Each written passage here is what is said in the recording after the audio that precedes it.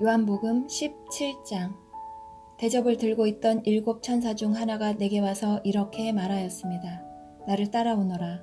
많은 물 위에 앉은 큰 음녀가 받을 심판을 내게 보여주겠다. 세상의 왕들이 그 여자와 함께 음란한 죄를 짓고 온 세상 사람들도 그녀가 주는 음란의 포도주에 취하였다. 그리고 천사는 성령의 도우심으로 나를 광야로 이끌고 갔습니다. 거기서 나는 붉은 짐승 위에 올라타고 앉아있는 한 여자를 보았습니다.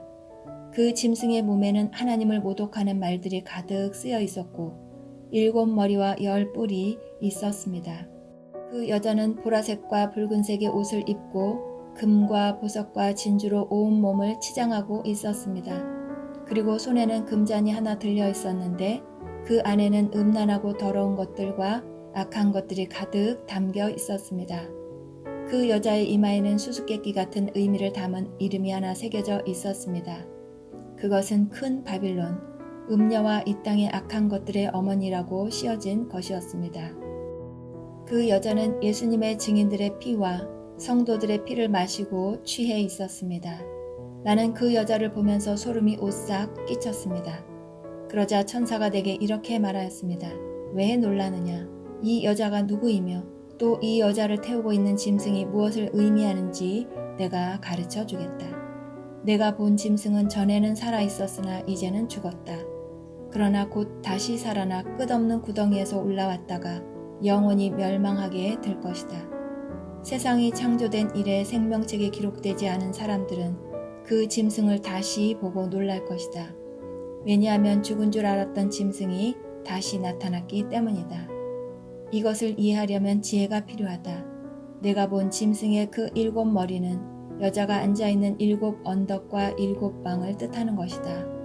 그 중에 이미 5 왕은 죽었고 한 왕은 살아있으며 7째 왕은 아직 오지 않았다. 마지막에 올 이 왕은 잠시 동안만 통치하게 될 것이다.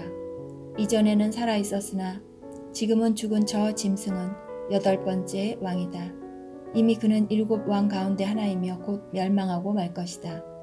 내가 본 짐승의 그 10뿔은 10명의 왕을 가리킨다. 이 왕들은 아직 통치를 시작하지 않았다. 그러나 잠시 동안 짐승과 함께 다스릴 권세를 받게 될 것이다. 이 왕들은 한 목적을 가지고 짐승에게 자기들의 능력과 권세를 줄 것이다.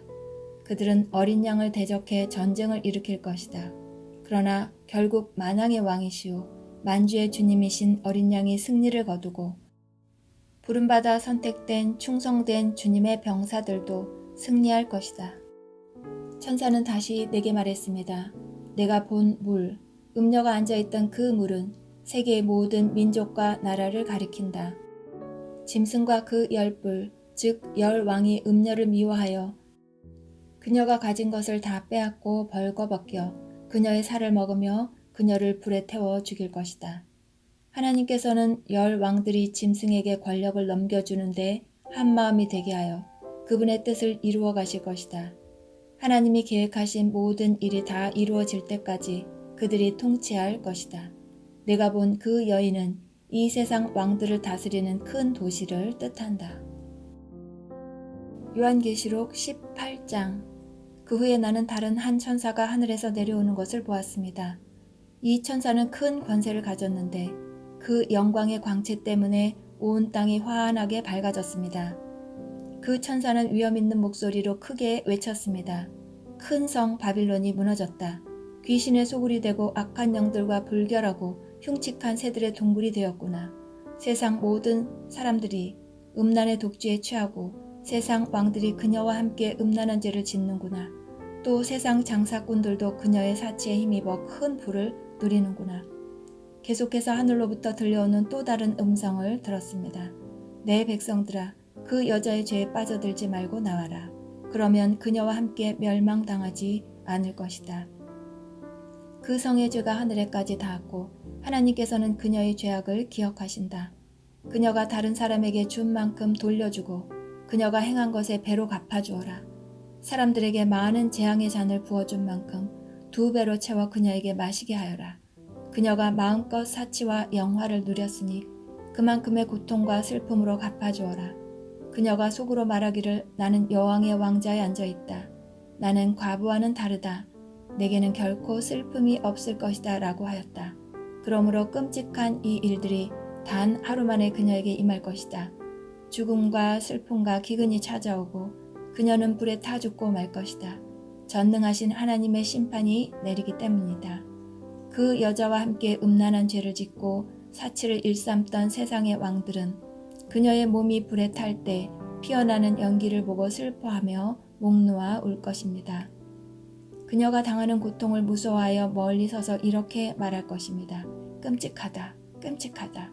강한 바빌론 성이 이렇게 되다니 순식간에 멸망이 찾아왔구나. 땅 위의 장사꾼들도 그녀 때문에 슬퍼할 것입니다. 왜냐하면 더 이상 자신들의 물건을 사줄 사람이 없기 때문입니다. 그들이 팔았던 물건은 금은 보석, 진주, 모시, 자주 옷감, 비단, 붉은 옷감, 각종 향나무, 상아로 만든 물건, 값진 목재, 청동, 철, 대리석, 계피, 향료, 향수, 향유, 유향, 포도주, 올리브기름, 고운 밀가루, 밀, 소, 양, 말, 수레, 종, 그리고 사람의 목숨까지도 있었습니다. 장사꾼들은 말할 것입니다. 바빌로나, 내가 그렇게도 탐내던 좋은 것들이 내 곁에서 다 떠나버렸구나. 내가 가졌던 모든 부와 호화스러운 것들이 사라졌으니 내가 다시는 이런 것을 볼 수 없겠구나. 그녀 덕택에 부자가 된 장사꾼들은 자기들에게도 화가 미칠까 두려워 가까이 가지 못하고 멀리서 바라보며 슬프게 울 것입니다. 그리고 이렇게 말할 것입니다. 끔찍하다. 큰 성이 이렇게 무너지다니. 고급 모시옷과 자줏빛, 붉은빛 옷으로 치장하고 금과 보석과 진주로 꾸민 내 모습은 어디로 갔는가. 한순간에 그 큰 부가 다 사라져버렸구나. 모든 선장과 승객들과 선원들과 바다에서 일하는 사람들이 바빌론에서부터 멀리 떨어져서 불에 타는 성을 바라보며 큰 소리로 말할 것입니다. 이 세상에 저만큼 화려했던 도시가 또 있었을까? 그들은 머리에 죄를 뒤집어 쓸고 슬피 울며 외칠 것입니다. 끔찍하다. 저 큰 성이 저렇게 무너지다니. 바다에서 배를 소유한 자들은 모두 저 성의 재물로 말미암아 다 부자가 되었는데 그 부도 한순간에 사라지고 마는구나. 하늘이여, 이로 말미암아 기뻐하여라. 거룩한 백성과 사도들과 예언자들아, 기뻐하여라. 그 성의 악한 행위를 하나님께서 심판하셨다. 그때 한 힘센 천사가 맷돌 같은 큰 돌을 집어들어 바다에 던지며 이렇게 말했습니다. 큰 성 바빌론을 이렇게 던져버릴 것이다. 그리하여 그 성이 다시는 일어나지 못할 것이다. 즐거운 음악도 그치고 검은고와 퉁소와 나팔 소리도 내 귀에 다시는 들리지 않을 것이다. 일하는 자도 보이지 않고 맷돌 가는 소리도 그칠 것이다. 또 등불빛이 다시는 비치지 않으며 신랑 신부의 즐거운 소리도 듣지 못할 것이다. 그 성의 장사꾼들은 세상을 휩쓸고 다니며 큰 돈을 벌었고 내 속임수의 모든 나라가 속임을 당하였다. 이제 예언자와 거룩한 백성들과 이 땅에서 죽임당한 사람들의 피의 대가를 치러야 한다.